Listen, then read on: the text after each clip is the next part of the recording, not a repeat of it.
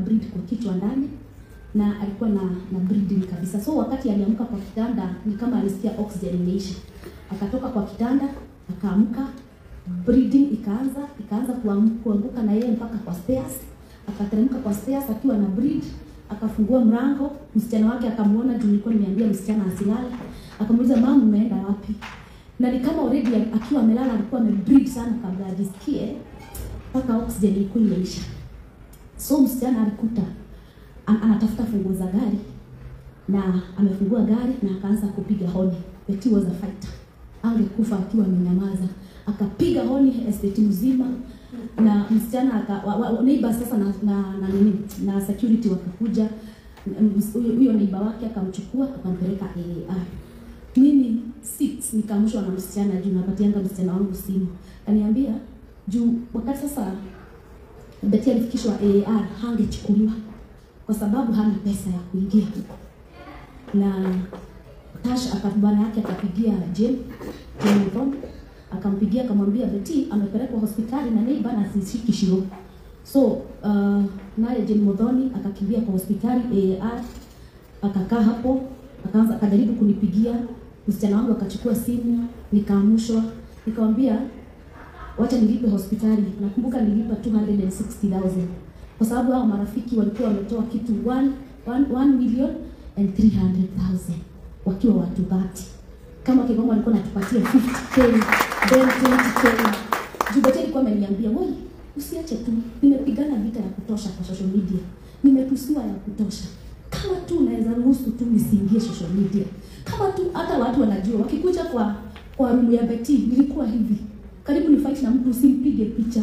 Usijaribu kumpiga picha."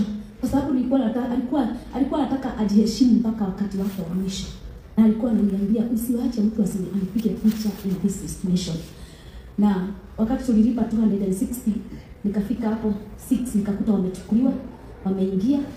Na hapo ndipo niliona Betty aliko sawa kwa sababu alikuwa anarudia kitu moja. I want blood. Nataka damu. A positive. Hivyo ndivyo alikuwa anarudia. Nikaona huyu Betty si mwenye aliacha usiku. Na ni mgonjwa sana. So tukaharakisha AAR, tukalipa, tukaita Kegomo, tukaita Ben, tukaita Lois, tukaita watu wetu wote wenye tunakuanga nao kwa hiyo group, wenye tulikuwa nao kwa hiyo group, wakakuja wote. Walikuja kitu watu 15 na tukaita familia. Wakati tuliita familia, kitu saa 4 ya mchana, Betty akagonga na stroke. Nikamgonga hii side. Wakati nilienda kumguza hivi, nikakuta mdomo na geuka iko hapa. Nikamwambia Jane Muthoni, "Ni nini ina happen na Betty? Mbona amepigwa na stroke?" Tukaambiwa ana bleed kichwa. Sasa hapo ndio tulijua ugonjwa wake already imekuwa serious. Ana bleed ndani ya kichwa na akona clot na mambo imekuwa mabaya. Sasa hapo ndio tulisema aingie ICU na akaingia ICU. Tulikaa hapo the whole day. Tutoka hapo saa 3 ya usiku mnajua hivyo. Tukamkaisha, tukaambiwa tuwezi ingia ICU, tukakaa hapo nje, tukalia hapo nje. Siku nyingine kuja asubuhi tukakuta bado Betty si nzuri na tukaambiwa hiyo sasa ilikuwa inaitwa acute myeloid leukemia. Tukaambiwa ilikuwa imejificha kwa mwili. Na ndio maana hata Betty alikuja kwa chama. Alikuwa anasema mnakumbuka. Acha ni secretary, alikuwa secretary wetu lakini angesema wacha nilale kidogo alafu mtaniamsha. Tunamuuliza akiheli dakika ile nyambe ngome. So wakati niligoogle about myeloid acute myeloid leukemia, that monster, niliona inakupatianga fatigue na inafanyanga uwe na kichwa. So wakati wa mwisho tulikuwa chama kwa Wakafura, Betty aliniambia nimekuja na gari but sitaweza kudrive nibebe.